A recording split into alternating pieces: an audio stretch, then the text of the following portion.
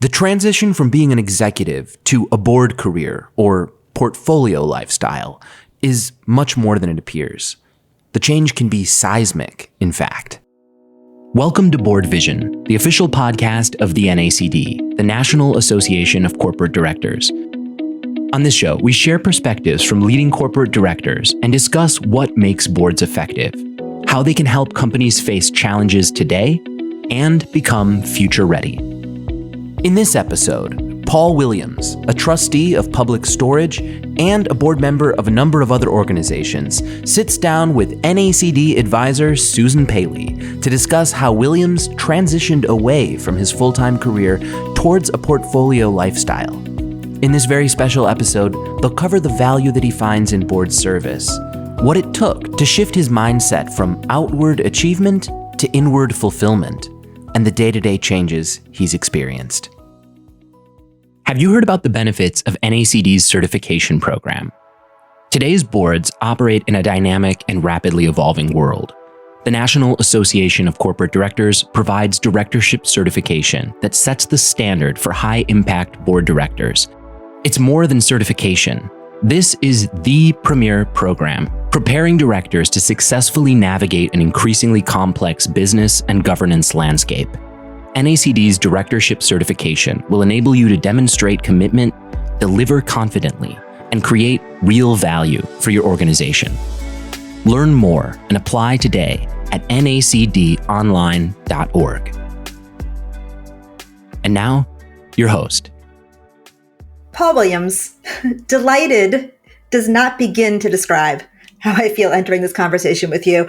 The discussions that you and I have had consistently, they never cease to amaze me in terms of the depth of thought and the authenticity. And you were kind enough to say yes to a request I made, which was to allow me to interview you for an article that in fact has just been published in the June issue of NACD Directorship Magazine about transitioning from an executive life to, let's call it, a next chapter, and specifically what's become known commonly as a, quote, portfolio lifestyle, which can include really any number of meaningful activities, and often, for a lot of our listeners, board service.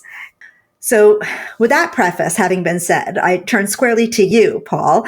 You had more than 2 decades in the legal profession and about a decade and a half in executive recruiting, and you intentionally moved away from full-time roles toward this lifestyle of board work and other meaningful activities of interest. Tell us how your career transition came about and what were the main drivers?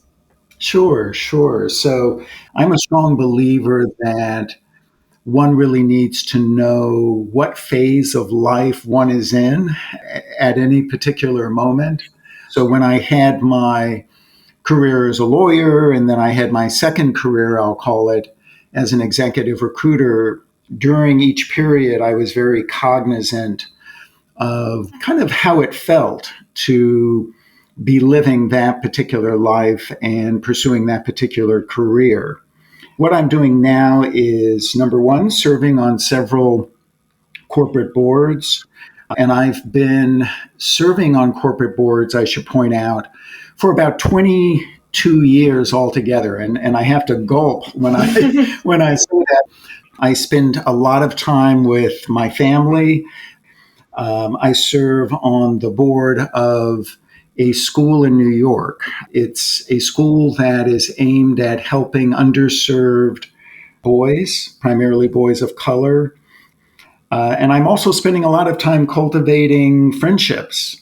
Those are extremely important to me. I've not always been good at cultivating deep friendships. And I never really felt that I had the time, frankly, to do it adequately.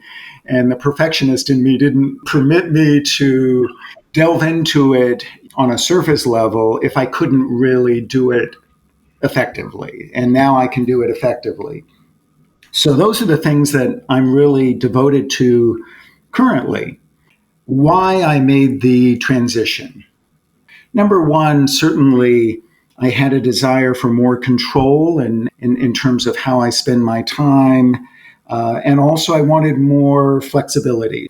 And then also I'll be extremely candid, Susan, that the passing of my mother in 2018 was certainly a catalyst. And it was a catalyst primarily for the reason that it really, and this surprised me, my reaction to it, it really caused me to pull back and think about the reality that life is not forever. Life is finite. And that brought home for me, I think, in a very visceral, deep way, the reality that if I wanted to do something differently with my life, if I wanted to enter a new phase, that it was time to do that. And the way that I look at it, I'm 65. I'd like to think that I've got another 30 something years ahead of me. So that's a little bit about what I'm doing and how I got here. You shared with us that you had an aha in 2018 when you lost your dear mother. And without trying to categorize any of our experiences, I myself lost a parent 4 years ago, and it created sort of ripples that might be a cousin to what you were feeling about the meaning of our existence. But I will just say that in the article in the June issue that I'm referencing, I was amazed at how many people like you, like me, have had the death of a parent or something similar to that trigger this question about what their chapter was going to unfold like in this season of their life. So I think it's not entirely unusual. I think a lot of us, when we're in the midst of the core part of our professional life, we have our heads down, we are doing the work. And I think sometimes, at least this was true for me, there was a tendency to compartmentalize my life so much that the two main elements of my life, my personal life and my professional life, in many ways, they didn't overlap. And I think that the passing of my mom was different because for the first time, I really felt that something was happening that was reflective of where I was in my life. Let's say the third lap, I had to acknowledge the reality of where I was. Paul, what do you think keeps us from having this kind of realization in the second lap? Like, could we not move the whole process earlier and enjoy a deeper life earlier? What keeps us from that? I think part of it, Susan, is if you're in a business setting, people are laser focused on the business, and there's a tendency not to really let the personal encroach, shall we say, on the professional. Finally, I reached that point where I couldn't procrastinate. And not in a morbid sense at all. I don't want to make it sound morose. It's really not. It's just the reality of it. And so much of what I wanted for that last third lap was joy and meaning. So I'm not talking about a sad transition. I'm really talking about a transition to something that's uplifting. Beautiful. Yeah. So you described a few things that you're doing with your time now. And even before you took this leap, you were doing board work, fitness, nutrition, meditation. So I'm just curious, if our life is a pie, how have the slices of your pie reshuffled themselves? What does it mean to have more time for those things or other things? What does that do to your schedule, to your lifestyle, and to your mindset? Sure. And I'm kind of chuckling to myself because with respect to the fitness piece, you're absolutely right. I've been an inveterate exerciser. But what's happened is I've been able to increase substantially the amount of time that I devote to my family, extended family. So not just my spouse. And now I'm a grandparent. I became a grandparent about a year and a half ago. I have two grandchildren, and I spend a lot of time with them, and I'm a very hands-on granddad. My grandson, my first grandchild, it turns out, and we didn't discover this until several months ago, has a very serious and lifelong health issue. And so my time with my grandson is even more precious. And it's very fortuitous that I had made that transition to this new lifestyle, because it's given me the flexibility to spend very, very meaningful time with him. And he and I have a very special bond. And now I also have a granddaughter who just arrived a few weeks ago. I made a lot of sacrifices when I was, particularly in the first part of my career as a lawyer, and we did a huge number of acquisitions, and it was pretty much a 6 to 7 day a week job. I missed a lot of soccer matches, a lot of basketball games with my sons. I don't regret the career that I had, but I'm realistic now in this phase about what happened. And it's important to me that I'm able to give expression to my love for my family and my desire to spend significant time with them. And the other piece that I should mention, friendships. Friendships are extremely important to me. Deep, supportive friendships. And that was something that I wasn't particularly great at, frankly, when I was in the core part of my career. I didn't nurture friendships. I didn't seek them out in the same way. I had my head down, and when I wasn't working, I went home to my immediate family and spent time with them.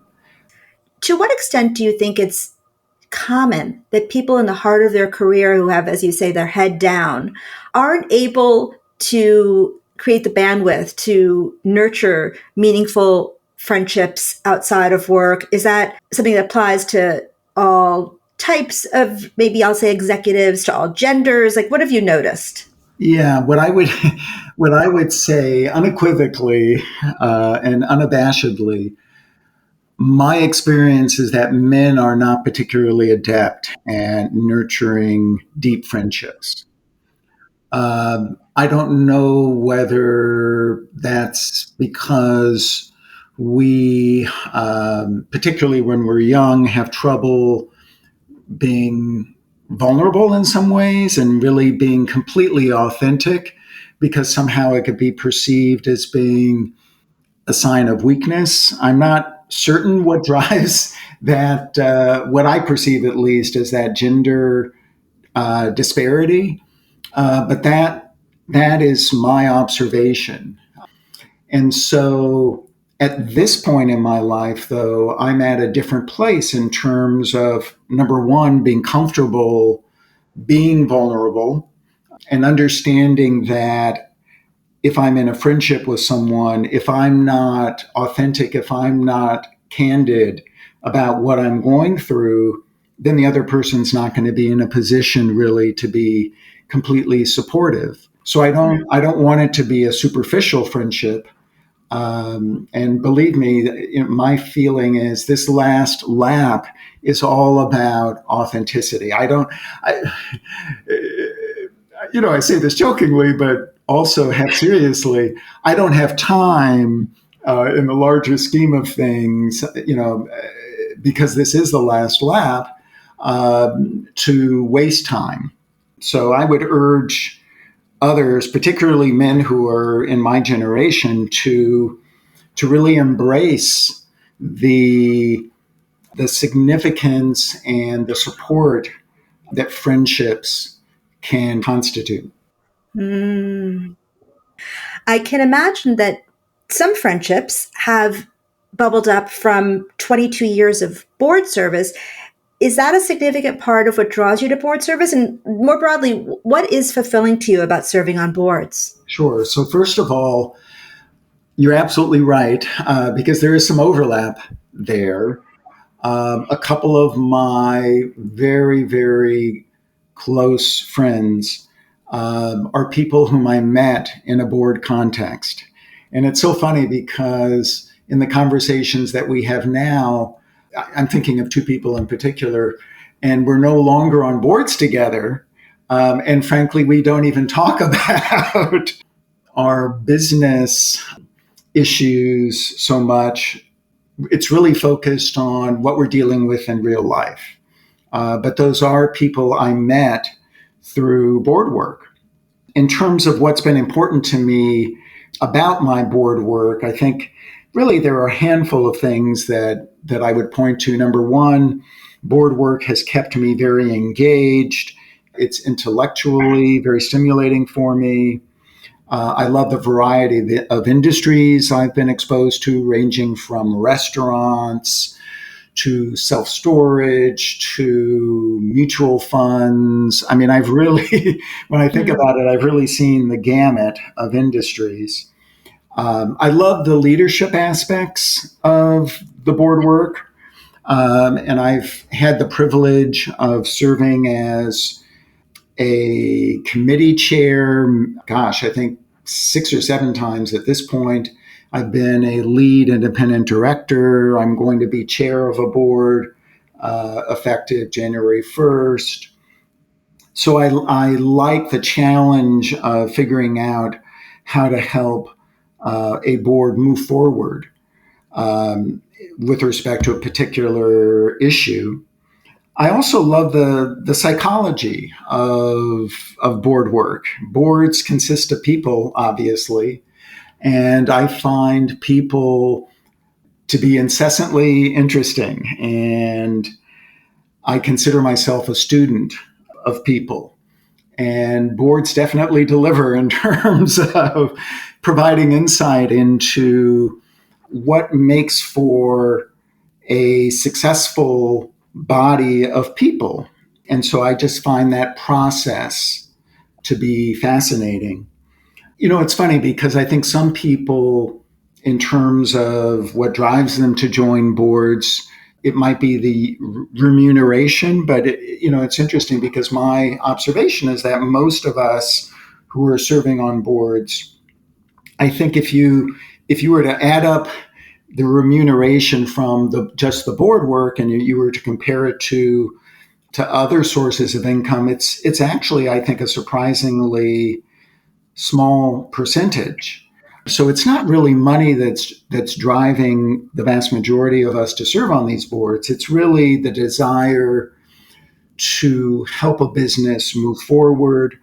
The benefits that we get from it in terms of the collaboration and the intangible, aspects of serving on the board. And certainly those intangibles for me have been extremely important. Paul, for someone who's listening to your story, it does sound a lot like you have an absolutely beautiful panoply of inputs to your life. You've got the intellectual stimulation of board service and helping an organization move forward, all the things you've described. I would ask you to take us back for a hot minute. And my query is, what, before you made this leap, that you didn't know it was going to be so golden and fabulous, and you had, I'm sure, a range of emotions around what it was going to be like when you decided to part ways with your kind of regular full-time W-2 life. What kind of experience was that? What did you feel? Yeah, if I'm candid, I would say, and I'm a very planful person, and you know me well enough, Susan, to know that's the case. Yeah. And I would dare to say that many of the people listening to this are planful as well. I think that I really had to step back from my planfulness, I'll put it that way, when I made this transition, because to some extent I was stepping into the unknown. And even though I anticipated I would be happy, and it turned out that I really was very content from the beginning, I didn't know for an absolute certainty that would be the case. And I think for me, if I went into it with any trepidation as I made the decision to begin this transition to a portfolio lifestyle, I think it stemmed from the recognition that I really was shifting from an achievement, I'll put it this way, an achievement orientation. In other words, the earlier part of my life was really focused on doing things that other people, if they were looking at me, they would say that I was achieving something, whether it was academically in the early part of my life or professionally once I became a lawyer, and then also in my executive recruiting work. But when you really step back and you think about achievement, so much of it is outwardly oriented. So in other words, it's coming from the validation we receive from other people.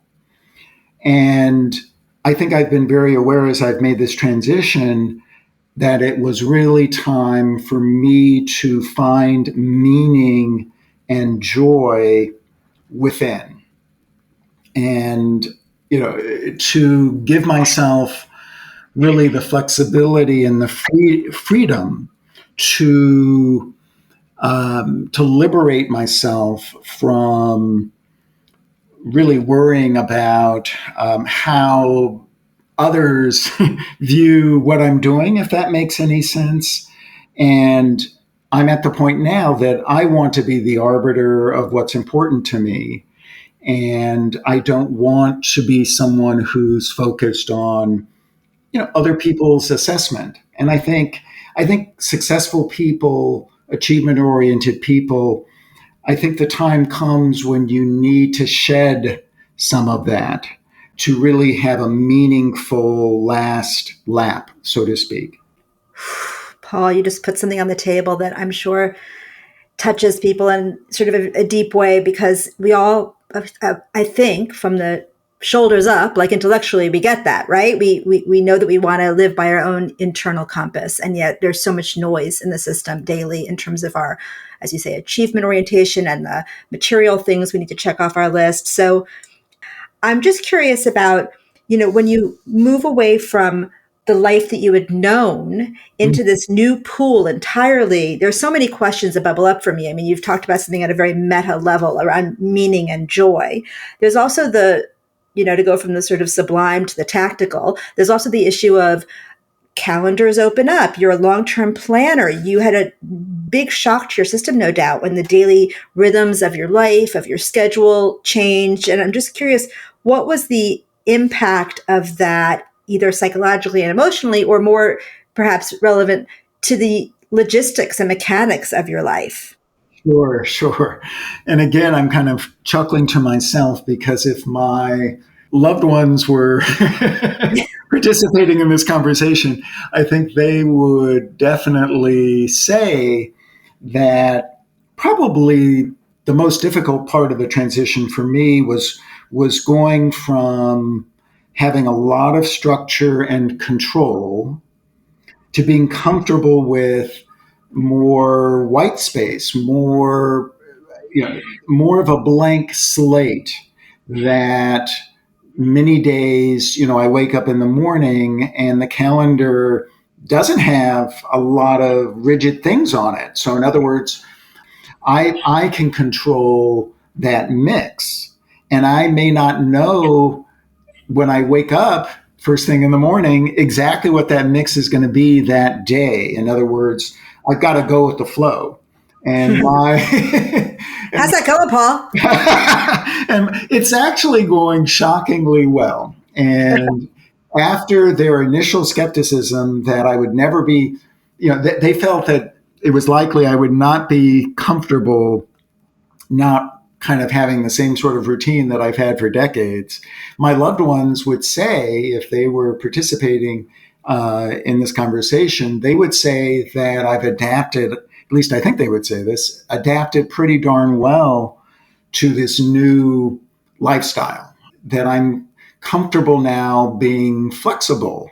And I would urge other people who are at a similar point in their lives and their careers, I think learning to be flexible is really, really important.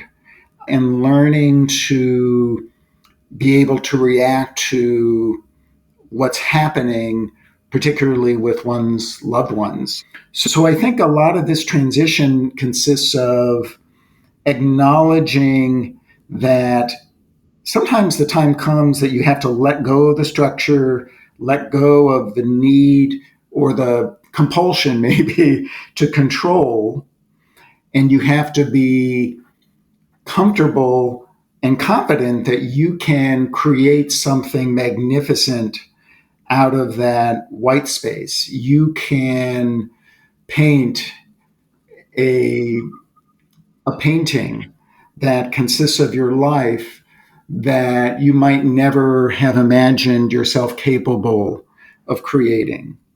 As long as you just have that courage to paint when you've never painted before. But I think doing something with that white space is really the crux of this period of transition. Ooh, so much beauty in that. So much beauty. And as we're beginning to wrap up, what comes up for me is we've got a lot of people, no doubt, listening to this conversation who might be on the verge of a kind of decision that resembles this, or in the midst of it right now, or some version of some space and time of that. And I wonder two things that come up for me. One of them is, you did this career transition where, the software hadn't even been written, much less installed in your life. You were taking a bit of a leap. So I'm wondering, what did you think you knew? What were the assumptions you made that turned out to maybe be proven wrong? And what are you still figuring out on that front? And if I can bolt on my second question while I have it in mind, it's more, advice to pay it forward to the next group of people who are following in your footsteps, Paul. What advice do you wish someone had given you as an executive that you might pass on to them now around how to prepare oneself for this and reflect appropriately? You talked about being flexible, going with the flow. Is there anything else you would add to that advice? Yeah, what I would say is, if I look at it in the aggregate, Susan, honestly, I think it's been less difficult than I expected. I mean, sure, there were some shocks. So, for example, the realization about a week into my retirement from my prior career, realizing I no longer had any administrative support. And when I looked in the mirror, I was looking at the person who was going to be organizing my life in many ways, and I became the scheduler of, on a practical level, of my calendar, and that was a huge change for me. But overall, the transition was easier, I think, than I expected, and I felt very aligned with it from the very beginning. I'll be honest, COVID certainly sent me, temporarily for a tailspin, because we had all these plans, my wife and I, to travel. And a year into my retirement, suddenly those plans had to be put on hold because of the pandemic. But apart from the pandemic, I would say that things have gone smoothly. In terms of advice, I think my main advice comes back to what I said at the beginning, that each person, I think, really needs to be aware of where they are in their respective lives. Each person has to authentically assess, where am I right now? Just really being candid and forthright with yourself about what that is, what box you want to check. And talking, my advice is talk to other people who've already made the transition so that you can formulate your own strategy for where you go. Gosh, Paul, I really stand in awe of the level of self-awareness and authenticity that you're bringing to the conversation. You've obviously done so much self-reflection, and I hope that the people who are following the story, as it were, and following in your footsteps can do similar in terms of pausing in the middle of what really is a noisy, busy, chaotic life and take that time to look inward. Well, thank you. And I'll just end by putting a plug in for board service.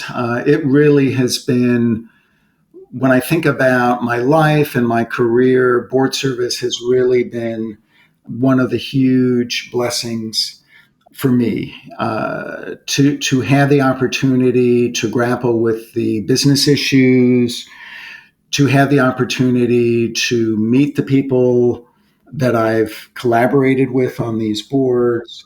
I truly feel very privileged. It truly is a remarkable undertaking. And I urge people who maybe haven't had the opportunity as yet to give it serious consideration. Paul, as if scripted, but it wasn't, you just ended an NACD podcast with a total plug for board service. And I think that's a perfect place for us to wrap up. And I know people are going to probably message us a lot around the article that you're featured in, and I can't wait to get that feedback. So thank you so much for joining us for this conversation. Really, it's precious. Well, thank you, Susan. I really have enjoyed it.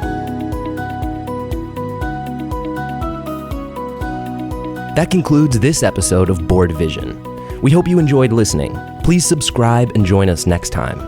Until then, visit nacdonline.org to stay informed about the latest resources NACD has to offer, such as memberships, certification, national or chapter events, and our content, including reports, articles, and Directorship magazine.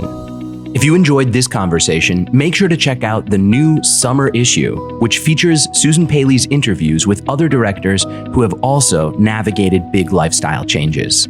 That's nacdonline.org. Thank you for listening.